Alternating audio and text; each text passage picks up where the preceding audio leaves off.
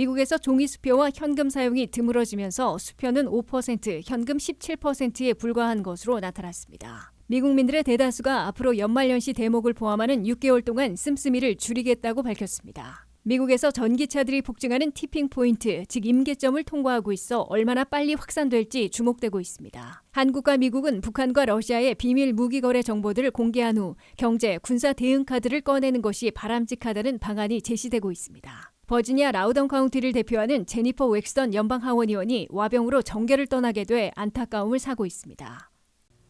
여러분 안녕하십니까? 워싱턴 뉴스 투데이입니다. 미국에서는 종이 수표가 사실상 수명을 다했으며 현금마저 매우 보기 드물게 된 것으로 나타났습니다. 미국에서 현재 종이 수표는 20명 중에 1명인 5%만 사용하고 있고 현금 사용률은 17.4%에 불과한 것으로 조사됐습니다. 안혜린 기자가 보도합니다. 미국에서 한때 시대를 풍미했던 페이퍼책 종이 수표는 이미 죽었으며 다음 타자로 캐시, 현금이 죽어가고 있다고 워싱턴 포스트가 18일 보도했습니다. 종이 수표는 2000년에만 해도 미국인 10명 중 6명이나 사용했는데 불과 20년 만인 2020년 현재는 20명 중 1명만 쓰고 있습니다. 종이 체크 사용 규모는 2000년 426억 달러에서 2012년 197억 달러로 반토막 났고 2021년에는 112억 달러로 절반으로 더 떨어졌습니다. 대신에 데비카드는 2000년 83억 달러에 불과했으나 2012년에는 473억 달러로 5배 이상 급증했고 2021년에는 878억 달러로 2배 더 늘어나며 20년 전 꼴찌에서 이제는 압도적 1위로 올라섰습니다. 크레딧 카드는 2000년 156억 달러에서 268억 달러, 2021년에는 511억 달러로 꾸준한 상승세를 보이고 있습니다. 미 국민들이 물건을 사거나 서비스 비용과 청구서를 지불할 때 이용하는 결제 수단을 보면 불과 5년 사이에 격변한 것으로 워싱턴 포스트는 지적했습니다. 2017년만 해도 결제의 왕은 캐시, 현금이었으나 5년 만인 2022년 현재는 꼴찌로 밀렸습니다. 현금 결제는 2017년 30.4%로 1위였으나 팬데믹 첫 해인 2020년 18.7%로 급감했고 2022년에는 가장 적은 17.4%에 그쳤습니다. 반면 크레딧 카드 결제는 2017년 21.5%로 꼴찌였으나 팬데믹 첫 해인 2020년 26.9%로 급등했고 2022년에는 31.2%로 캐시 대신 1위에 올랐습니다. 예금 계좌에서 즉시 빠져나가는 데비카드 결제는 2017년 26.6%로 2위로 출발해 팬데믹 첫 해인 2020년에 28.3%, 2021년 29.2%로 1위로 올라섰다가 2022년에는 29.1%로 2위를 차지했습니다. 코로나 사태로 팬데믹 3년 동안 미국민들이 사람들과의 직접 접촉을 줄이면서 온라인 결제로 바꿨기 때문에 결제 수단의 순위가 뒤바뀐 것으로 워싱턴 포스트는 해석했습니다. 하지만 일부에서는 아직도 종이 수표와 현금 사용을 선호하고 있어 명맥을 유지하고 있다고 워싱턴 포스트는 밝혔습니다. 종이 수표는 500달러 이상을 결제할 때 가장 많이 사용하고 있으며 고령의 은퇴자들과 고학력, 고소득자들도 많이 유지하고 있는 것으로 나타났습니다. 500달러 이상 결제할 때 종이 수표를 사용하고 있다는 응답 비율은 14%로 나타나 전체 거래 시 사용률 4%보다 훨씬 높았습니다. 은퇴자들의 3분의 2인 65%는 아직도 종이 수표를 쓰고 있다고 밝혀 대학생들의 10%와 상반된 비율을 보였습니다. 플러밍이나 전기, 냉난방 등을 맡고 있는 컨트랙터들이 43%나 종이 수표로 거래하고 있다고 밝혀 가장 이용도가 높았습니다. 자선단체 35%, 정부기관 27%, 렌트비 19%로 비교적 종이수표 이용률이 높은 것으로 조사됐습니다.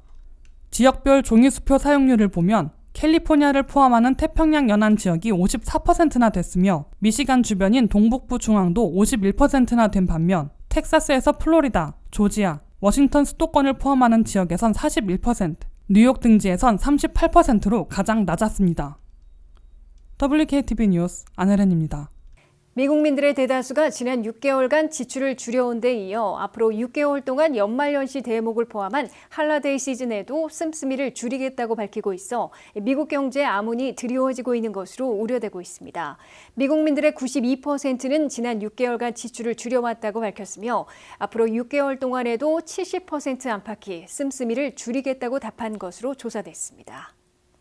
미국 경제를 지탱해온 미국민 소비자들이 지갑을 닫고 있는 것은 아닌지 우려되는 설문조사가 나왔다고 CNBC가 보도했습니다. CNBC가 모닝 컨설트와 함께 미국민 4,400여 명을 상대로 지난주 설문조사를 한 결과 대부분 연말연시 대목을 포함한 할러데이 시즌에도 씀씀이를 줄일 것이라고 답해 미국 경제의 불확실성을 높이고 있다고 전했습니다. 미국 경제의 국내 총생산에서 68%나 미국민 소비 지출이 차지하고 있어 미국민들이 지갑을 닫으면 미국 경제 성장률이 급속 냉각될 우려가 높아지게 됩니다. 미국민들의 무려 92%는 지난 6개월 동안 이미 지출을 줄여왔다고 응답했습니다. 지난 6개월간 지출을 줄인 분야는 의류가 63%로 가장 많았고 레스토랑과 술집에서의 외식이 62%, 엔터테인먼트가 56%를 차지했습니다. 앞으로 6개월간 씀씀이를 줄일 분야는 그로서리가 54%로 가장 많고 여행과 휴가가 53%, 전자제품이 50%로 나타났습니다. 연말연시 대목을 포함하는 향후 6개월간 소비 지출에 대해 미국민들의 76%는 비필수 품목의 지출을 줄이겠다고 대답했습니다. 더욱이 62%는 생필품까지도 때때로 또는 더 자주 씀씀이를 줄이겠다고 밝혔습니다. 가계 재정에 어려움을 겪고 있다는 의견은 연소득 5만 달러 이하 저소득층은 55%를 차지했습니다. 5만 달러에서 10만 달러 사이의 중산층은 61%가 어려움을 겪고 있다고 밝혀 정부 지원 혜택을 많이 받는 저소득층보다 중산층 서민들의 삶이 더 공경에 처해 있음을 보여주고 있습니다. 10만 달러 이상의 중산층 이상은 46%가 가계 경제에서 어려움을 겪고 있다고 밝혔습니다. 연소득 10만 달러 이상 고소득층만 경제 불안이 다소 개선됐으나 중산층 이하 서민들은 여전히 경제 불확실성에 따른 생계 불안을 겪고 있는 것으로 보입니다. 미국민들의 대다수는 소비자 물가가 많이 진정됐다고는 하지만 여전히 높다고 지적하고 있습니다. 미국의 CPI 소비자 물가는 지난해 6월 9.1%까지 치솟아 정점을 찍은 후에 11번의 금리 인상으로 물가를 지속적으로 진정시켜 1년 만인 올 6월에는 3분의 1 수준인 3%까지 둔화시켰으나 유가 급등으로 7월에는 3.2%, 8월에는 3.7%로 다시 흔들리고 있습니다. 여기에 미국 경제가 앞으로 어떻게 될지 불확실하고 헐리우드 작가 배우 노조의 파업에 이어 연합 자동차 노조의 파업으로 노동 불안이 불거지고 있고 금융 위기설도 있어 미국민 소비자들을 불안케 만들고 있는 것으로 보인다고 CNBC는 분석했습니다. 미국에서 전기차들이 갑자기 폭증하는 티핑 포인트, 임계점을 통과하고 있어 얼마나 빨리 확산될지 주목되고 있습니다. 미국에서 판매되는 신차에서 전기차는 지난해 말 5.7%를 기록해 임계점인 5 내지 10%를 통과하기 시작해 수년에 걸쳐 한꺼번에 점유율이 25, 50, 80%로 폭증하는 계기가 될지 예의주시되고 있습니다. 안혜린 기자의 보도입니다. 바이든 행정부는 2032년까지 미국서 판매하는 신차의 63%는 전기차가 차지하도록 유도하는 에너지 전환책에 총력전을 펼치고 있습니다. 신기술이 나올 때 꾸준히 점유율을 늘리기보다는 티핑 포인트로 불리는 임계점에 도달하면 그때부터는 수년에 걸쳐 빠른 속도로 25%, 50%, 80% 등으로 급등하는 추세를 보이고 있습니다. 미국에서 전기차는 티핑 포인트로 불리는 임계점인 5% 내지 10%를 지나고 있어 그 같은 추세로 폭증하게 될지 예의주시되고 있다고 워싱턴 포스트가 18일 보도했습니다. 미국에서 전기차는 2022년 말 전체 판매된 새 차에서 5.7%를 차지해 티핑 포인트, 임계점으로 불리는 5% 내지 10% 사이를 통과하고 있는 것으로 평가받고 있습니다. 올 들어 1분기에는 새 차 판매에서 7%를 전기차가 차지해 폭증 추세가 현실화될 수도 있다는 관측을 낳고 있습니다.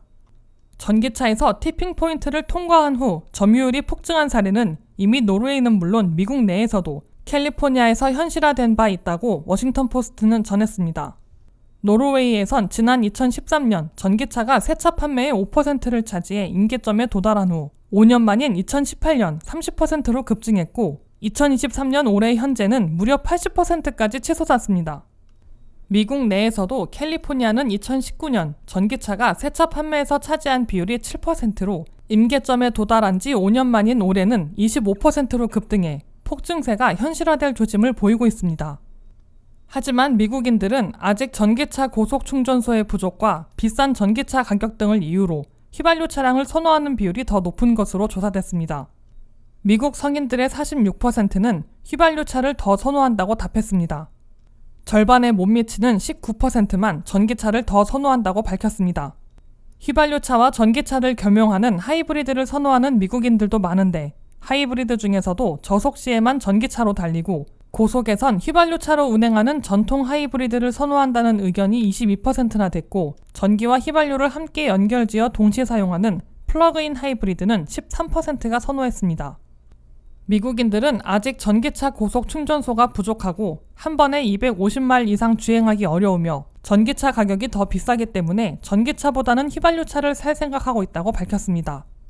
미국에서 티핑포인트 임계점을 막 통과한 전기차가 바이든 행정부의 목표대로 2030년대 새차 판매의 50% 내지 63%로 급증시키기 위해선 전기차 가격을 더 낮추고 고속 충전소를 대폭 확충해야 할 것으로 워싱턴 포스트는 지적했습니다. WKTV 뉴스 안혜린입니다. 이 한국과 미국은 북한과 러시아의 비밀 무기 거래에 대한 정보들을 기밀 해제에 공개한 후 경제 군사 대응 카드를 꺼내는 게 바람직하다고 워싱턴의 한반도 전문가들이 제안했습니다. 북한과 러시아의 경호함 획득과 제재 회피를 돕는 중국과 아랍에미리트, 중앙아시아 금융기관들과 기업들을 포착해 차단하는 세컨더리 보이콧을 고려하면 될 것으로 이들 미 전문가들은 밝혔습니다. 한면태 기자가 보도합니다. 북한 김정은 국무위원장과 러시아 블라디미르 푸틴 대통령이 공개적으로 무기거래 딜을 선언함에 따라 미국은 실제 무기거래 시 대가를 치르게 될 것이라고 경고하고 비밀거래를 추적하며 대응 방안을 마련하고 있는 것으로 보입니다. 애틀랜틱 카운슬의 토마스 싱킨 선임연구원과 랜디 연구소의 킹 말로리 국제위험안보국장은 한국과 미국이 북한과 러시아의 무기거래에 대해 어떻게 대응해야 할지 바람직한 선택 방안들을 제시했습니다. 애틀랜틱 카운슬 토머스 싱킨 선임연구원은 한미양국이 먼저 대응하지 말고 우선 북한과 러시아가 구체적으로 어떤 무기거래를 하는지 정보사항들을 일부 기밀 해제해 공개해서 국제사회의 공분을 불러일으키며 대응 카드를 결정해야 한다고 권고했습니다. 미국은 북한과 러시아가 이미 어떤 무기 거래를 하고 있는지 정보를 포착하고 있는데 기밀 해제한 후에 구체적인 무기 거래를 공개하자는 제안입니다. 특히 한국이 이번 북러 간 무기 거래 공언을 보고 우크라이나에 살상 무기를 직접 판매하는 카드를 꺼내들 수 있는데 먼저 행동하면은 북한과 러시아가 한국이 먼저 시작해 우리도 같은 행동을 하는 것이라고 주장할 것이므로 북러 양측의 비밀 무기 거래를 폭로한 후에 그에 맞춰 대응하는 게 낫다는 지적입니다. 미 전문가들은 제이크 설리번 국가안보 보좌관이 북한이 러시아에 무기를 제공할 경우 대가를 치를 것으로 경고해놓고 있는데 그동안 쓰기를 꺼려왔던 효과적인 제재 방법을 구사하게 될 것으로 내다봤습니다. 랜디 연구소 킹 말로리 국제위험안보국장은 미국이 북한과 러시아의 경호와 획득과 제재 회피를 돕고 있는 네트워크를 차단하는 조치가 가장 효과적인 제재 방법이 될 것으로 지적했습니다.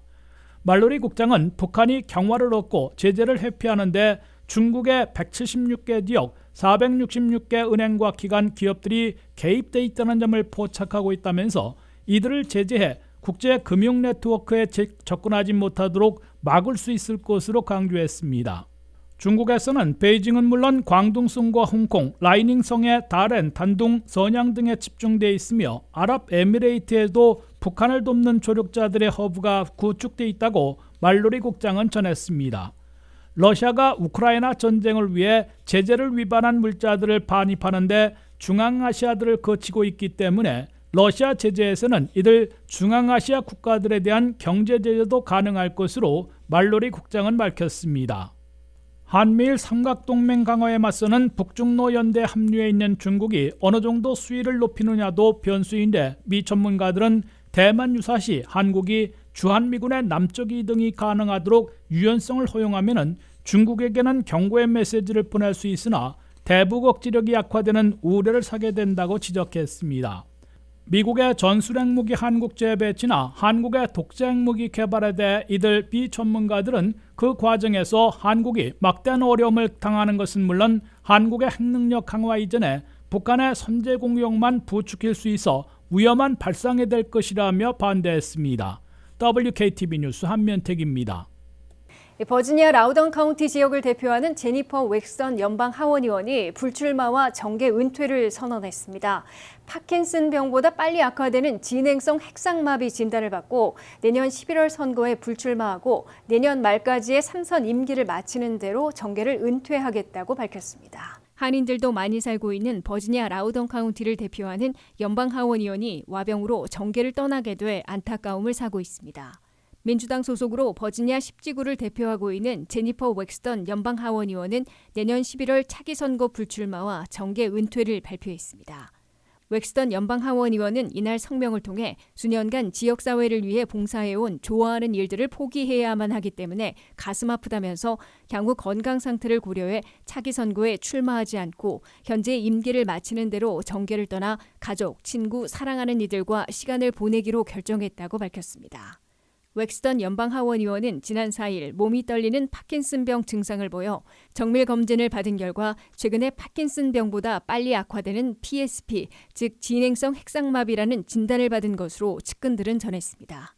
일명 파킨슨 플러스 디스오더로 불리는 이 신경장애 질환은 파킨슨보다 빠르게 진행돼 신체와 눈의 움직임, 걷기와 균형 잡기를 어렵게 하는 것으로 의료진들은 밝히고 있습니다. 버지니아를 대표하는 팀 케인 연방 상원의원은 이 발표 직후 SNS에 2018년 할로윈에 원더우먼 복장을 한 웩스턴 하원의원과 함께 찍은 사진을 게재하고 그녀는 놀라울 정도로 지역사회에 봉사해온 충직한 공복이었다고 치하하고 그녀의 건강을 위해 기도하겠다고 밝혔습니다. 제니퍼 웩스턴 연방 하원의원은 버지니아주 상원의원을 역임하다가 지난 2018년 선거에서 당시 현역이던 공화당 바바라 컴스덕 의원을 꺾고 당선됐으며 워싱턴 연방의회에 진출한 후 현재 3선 임기를 보내고 있습니다.